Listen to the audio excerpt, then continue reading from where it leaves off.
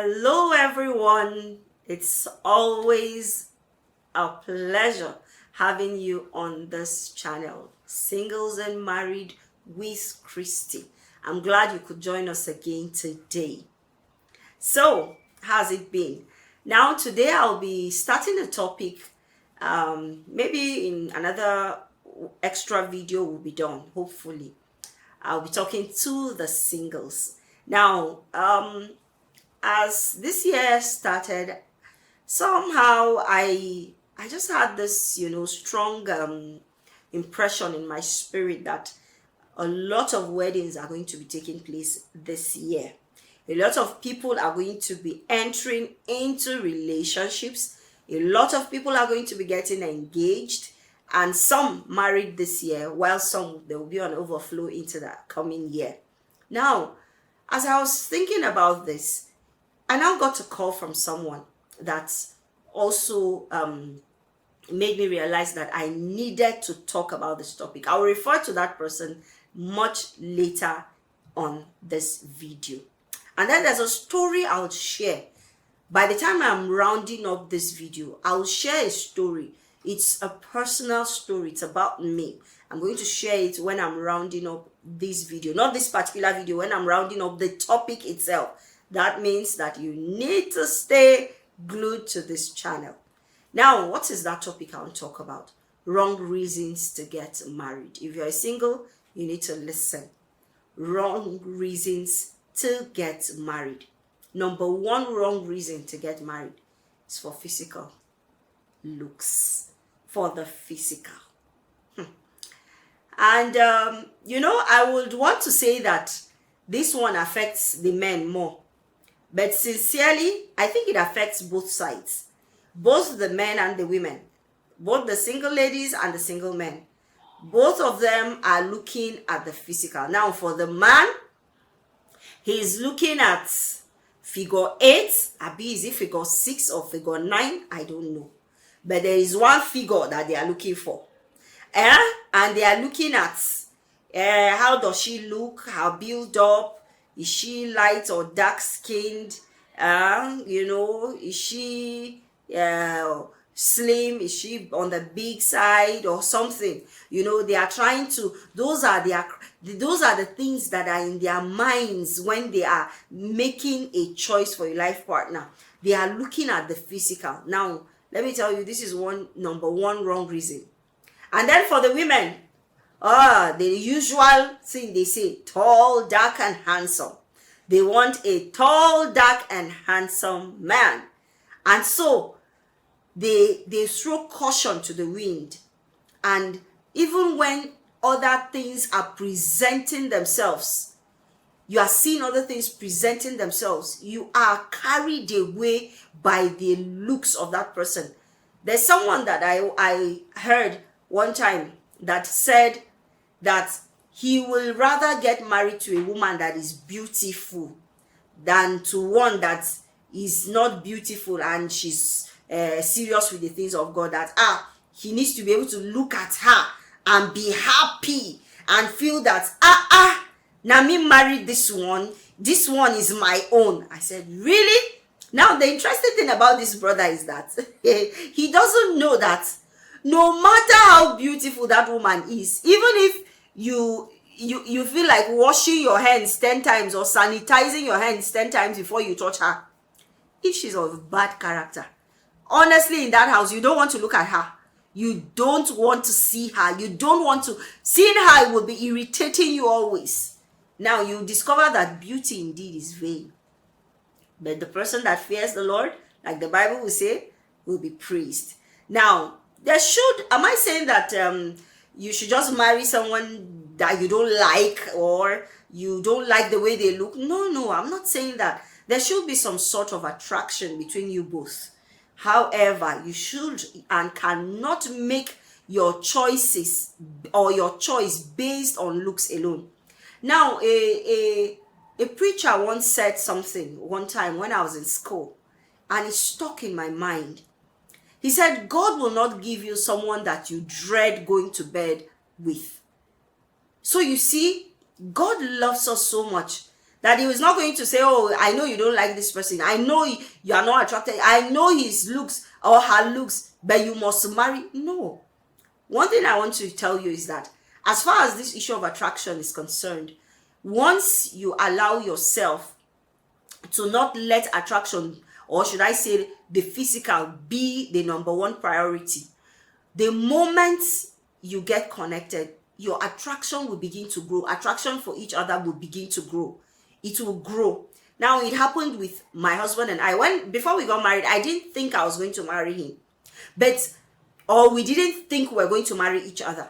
But the moment we got connected, love started growing, the attraction started growing, and it became beautiful. Now, and I must tell you that it has remained like that. It doesn't mean that we've not had our issues, or we've not had challenging or difficult times, but we have grown through the years, and we're still growing and will continue to grow. So what am I saying? Be careful of looks. A very powerful prophet in the good book one time almost made a mistake by reason of look. When he saw someone that he said, wow, this one, he has good body build, he must be the one that should be the king. And God said to him, no, people don't see the way I see. I see the heart. Now, that is one thing you need to ask God for. That God, beyond the looks, God, show me the heart. Because only God knows the heart. And he can show you. He might not show you everything, but he can reveal some things to you that will help and guide you in your decisions. Number 2 point on wrong reason to get married. Or number 2 wrong reason to get married: for money and for material things. Now, it's quite unfortunate that I know some families have had to push their daughters to marry in a man just because they feel that this man is going to be their salvation. This man is going to be the one that will save them, their family, from, or remove them from poverty. So they push this girl into a loveless marriage, into a marriage where she practically is slave to that man. Now, that is where it is done without, or should I say, against her will. But we've had people that have entered into marriage with their eyes open and made such decisions, marrying somebody just because they have money. They are looking for comfort. Now, when they get married to that kind of person, he has the money, she has the money, there's a big house or even houses, there are cars, so many cars to drive around town and feel good. There's plenty of food, plenty of money to spend. You have all the things that money can buy, yet you have no peace. No peace in that marriage because you followed money, you followed material things. No peace. Your husband is not in one place. He doesn't have time for you. He's busy going all over the world. He's busy for carrying women all over the world. Or your wife, she's the one that is the business mogul. She has the money and she doesn't care. She doesn't even know you as husband. She doesn't even submit to you.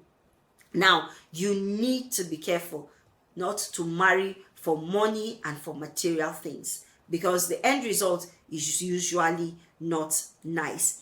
Number 3 points for sex. Just on a light note, there's one time we attended a wedding several years ago while I was still in school, and a friend, we went in a group, and a friend that is a guy made a statement when they did the joining, and it was so beautiful. And that moment where the pastor said, you may now kiss the bride, and then the groom kissed his bride. And I remember that my friend said, God, Jesus should not better come until me to have married and tested this thing. We laughed, it was hilarious, but it was on a light note. But do you know that there are many people that they just want to get married for sex? They think that, oh yes, indeed, as if you have been keeping yourself, it is the best thing, because that is what scripture tells us to do. You are being obedient to God, you are honoring God, and keeping yourself. Now, but do not think that because you have honored God and kept yourself, that it's going to be all about sex in the marriage. So your body is doing you gra because you want to enter into the marriage for sex. Let me tell you, married people don't have sex all the time. Let me tell you, let me even let you into the secret. Married people, let me reduce my voice so that the married people will not hear me saying it. They don't have sex all the time. It's the truth.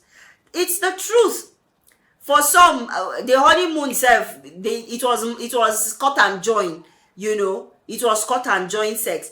And then they got into the marriage, they entered into one funny routine. Now that's not to say, there's a time where we're going to come talking about sex to the married people. That's not to say that married people should not keep their sex lives alive, their sex, the side of their marriage alive.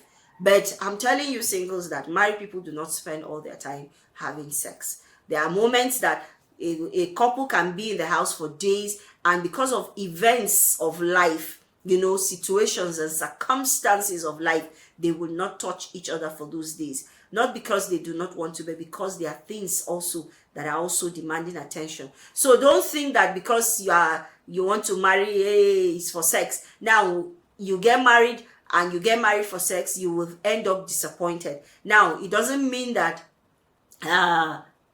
we do not have great sex lives. We do. Some of us do have great sex lives, beautiful sex lives, and we work at it. Of course, for everything to work, you must work at it, but don't think that you're getting married for sex. So some people now, what they do is they think that in the relationship as singles, you think that, okay, I will keep him with sex. So you just keep him with sex, and then when you now finally get married, he just discovers that you are not enough for him. Yes, you think you kept him with sex, but you didn't know that you just put yourself in a trap. Because when you now get married, he discovers you are not enough for him, and he starts going out there, adultery, because you gave him the room for adultery by allowing him to have sex with you before marriage. So you need to be careful. Singles, be careful.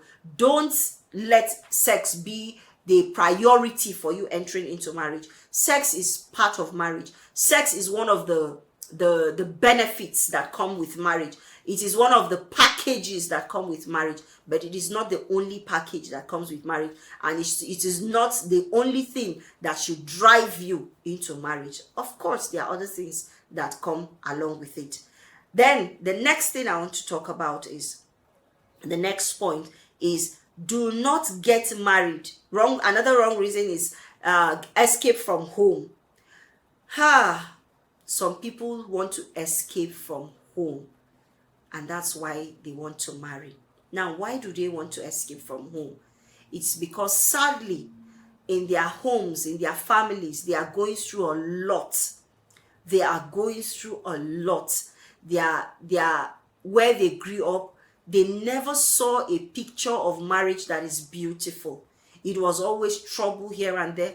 It's either the father is beating the mother, or the mother is raining curses and abuses on the father, or they are busy beating the children, or they have no time for the children, and so many things going wrong in that family.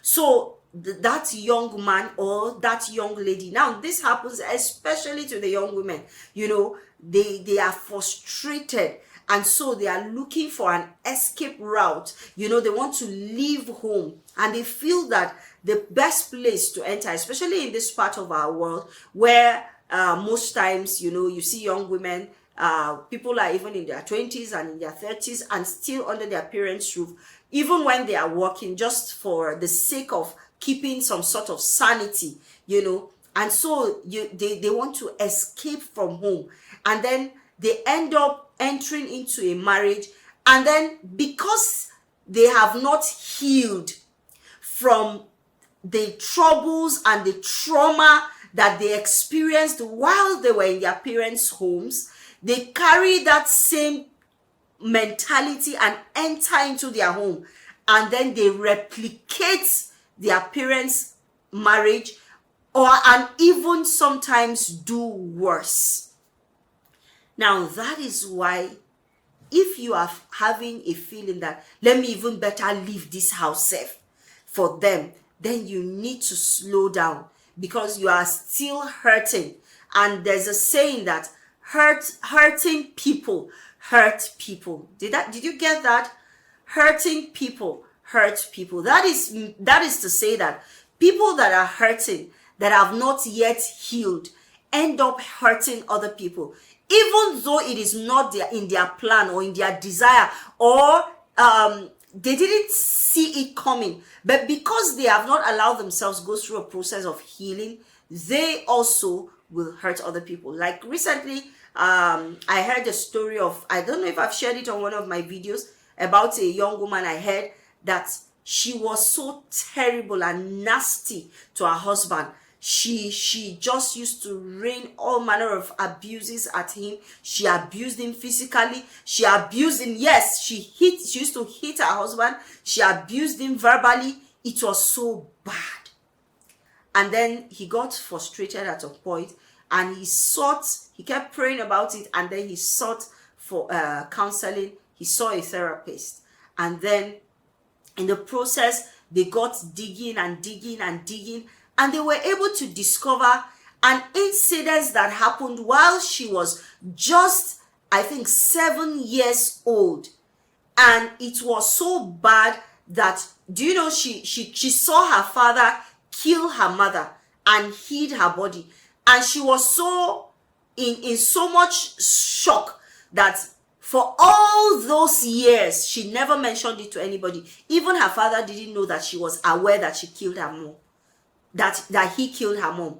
So she kept it to herself. She bottled it on her inside, and she grew up hating men. So she was looking forward to the time she was going to leave that home and get married, so that she would deal with whichever man that would be her husband. And that was what happened. Finally, she escaped from home because she grew up, became a young woman, got married, but she became a problem to that man. Thank God for that man that was patient to go through therapy and counseling, and thankfully she got healed, she got saved, she got healed, and then she's doing better now. So what am I saying? I'm saying that you need to be careful that you don't get married as an escape from home. I think I'll take the last point, and then we will end this video for now.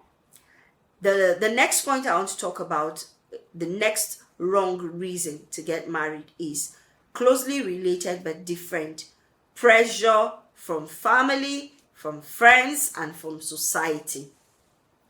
Now, this is a very wrong reason for anybody to get married. Pressure.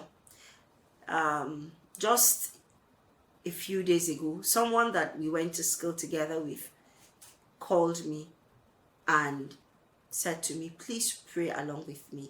My mom has been on my neck. She's been such, she said, I lost my peace because of the pressure my mom has been putting me through. She keeps talking, you are not married, everybody has gone, blah, blah, blah. And she said she felt frustrated. And she said, please pray for me. Now, and I felt so sorry for her. I felt so bad. And I understand these things. Sometimes even I myself, I do not understand why. And I know her when she was in school. She was such a sweetheart. She loves God. She's a calm person. She's humble. She's hardworking. And yet you cannot understand why. Now, I want to plead with you, parents. If you're watching me and you are parents, please, if you have any singles under your roof, please, or even if they are not under your roof and they are living on their own, please don't put pressure on them. Rather, pray for them. Rather, help them. In fact, encourage them. Because indeed, for many, especially the ladies, they go through a lot. Because especially when you come from our own kind of society, where, marriage on the list. So when a lady is approaching a particular age and she's not married, the pressure begins to mount from her family, from her friends, from society. I want to plead with you, if you are watching this video, Please don't see young people and ask them, when are you getting married? Please. Yes, sometimes because of what I do, I am a relationship and marriage coach. I am a relationship and marriage counselor. I get to ask people, even if on a light note, and sometimes I ask them to draw out conversation from them, and they get to talk to me about issues they are going through. And that is because I am a professional. But I want to please plead with you. Don't just see people the same way you see people ask questions like, up till now you never marry, up till now, like in this part of our world, up till now you have not given birth to children. What are you waiting for? Up till now, all those kind of questions. Please, I beg you, there is a level of closeness you must have with somebody to give you access to be able to ask them some certain questions. And now, asking those questions doesn't mean you putting pressure on them. Please don't pressure people. Don't put pressure on them. Rather, pray for them. I have a long list of young people that I pray for.